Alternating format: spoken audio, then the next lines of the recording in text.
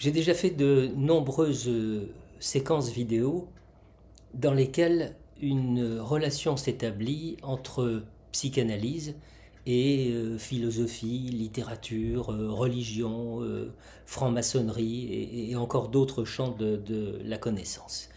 Mais il ne m'était encore jamais arrivé de vous proposer une séquence dans laquelle c'est avec le droit que la psychanalyse entretient une relation. Je vais donc tenter de rendre aussi accessible que possible un texte que je trouve très intéressant de Jacques Amar, qui est maître de conférences en droit privé à l'Université de Paris-Dauphine. Son titre, Le droit au miroir de la psychanalyse, les relations inconscientes entre personnes, patrimoine et identité. Alors attendez, ne fuyez pas déjà, ne vous laissez pas impressionner par le titre de l'article. Vous allez voir que le développement de Jacques Amar est vraiment passionnant. L'auteur nous montre de quelle façon la psychanalyse et le droit s'entrelacent littéralement pour façonner notre conception de la personne, de l'identité et du patrimoine.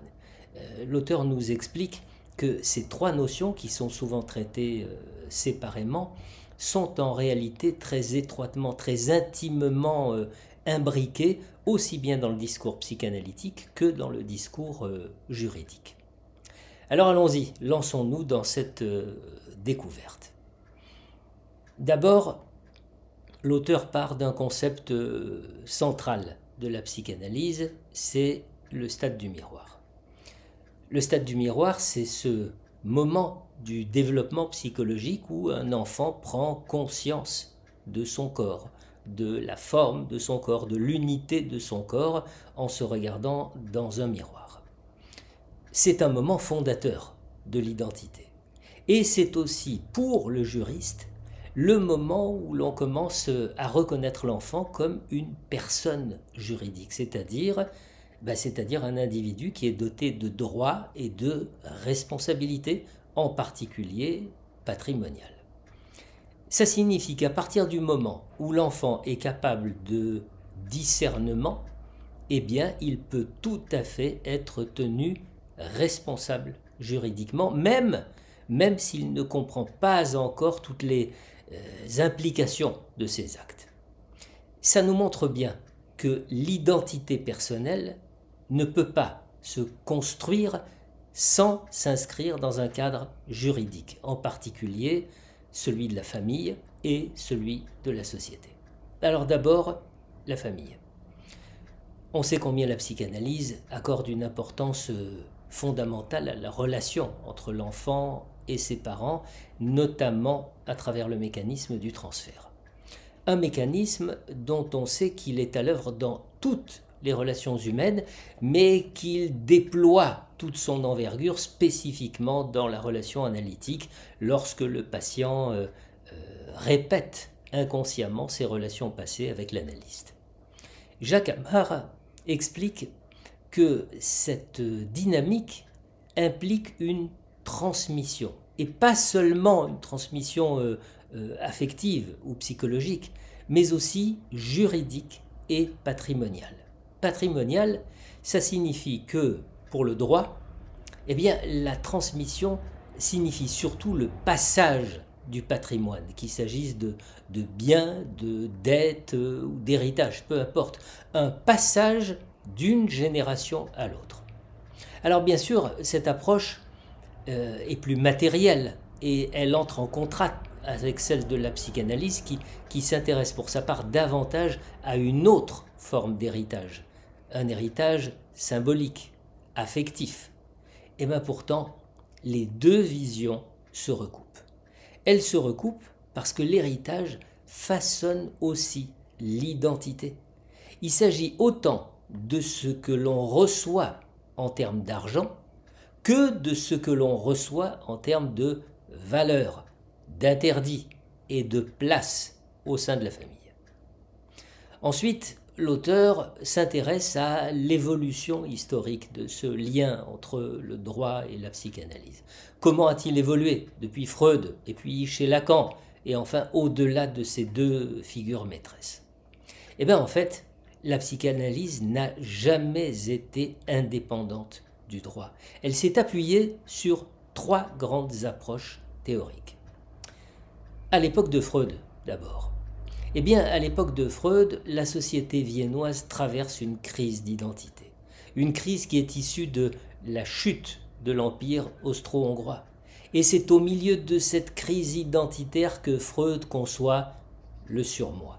Cette instance morale qui a pour fonction d'être un juge intérieur. Cette instance, eh bien, l'auteur de l'article le souligne, cette instance est très influencée par le droit. Jacques Amar compare Freud au juriste Hans Kelsen, pour qui la loi est le fondement de la société. Et tous deux s'inquiètent de la disparition des repères traditionnels. Ainsi, vous vous rendez compte que dans le cadre freudien, la psychanalyse agit dans la sphère privée, c'est-à-dire en marge du droit. C'est un espace qui n'est pas codifié, un espace qui n'est pas mesurable, ce qui conduit à poser par exemple une question pertinente. À quoi a-t-on droit quand on paye une séance de psychanalyse? Eh bien, le prix, la durée et même l'efficacité d'une cure échappent complètement aux standards juridiques classiques. Freud défend ainsi un espace intime, séparé, protégé des logiques marchandes et juridiques. Et puis arrive Lacan. Et avec son arrivée, eh bien, les choses se modifient. Elles se modifient parce que Lacan, pour sa part, introduit davantage de droit dans la psychanalyse. Il parle du sujet comme un être qui est pris dans un ordre symbolique. C'est celui de la loi, que cette loi soit écrite ou non. Il prend comme figure emblématique Antigone, ce personnage tragique qui obéit à une loi morale supérieure et qui s'oppose à la loi de l'État. Lacan affirme donc que l'identité, c'est quelque chose qui se construit en se positionnant face à la loi, que cette loi soit juridique, morale ou symbolique. Sa vision de la psychanalyse intègre aussi la dimension publique, la dimension politique des conflits intimes et critique les lois modernes quand elles perturbent cet ordre symbolique. Enfin, Jacques Amar, dans son article, se penche sur d'autres courants psychanalytiques, des courants plus radicaux, comme celui de Wilhelm Reich ou celui de Herbert Marcuse. Pour le psychanalyste, comme pour le philosophe, la règle de droit est toujours un frein à la liberté individuelle. Pour Reich, seule la liberté sexuelle totale permettrait de guérir les troubles psychiques.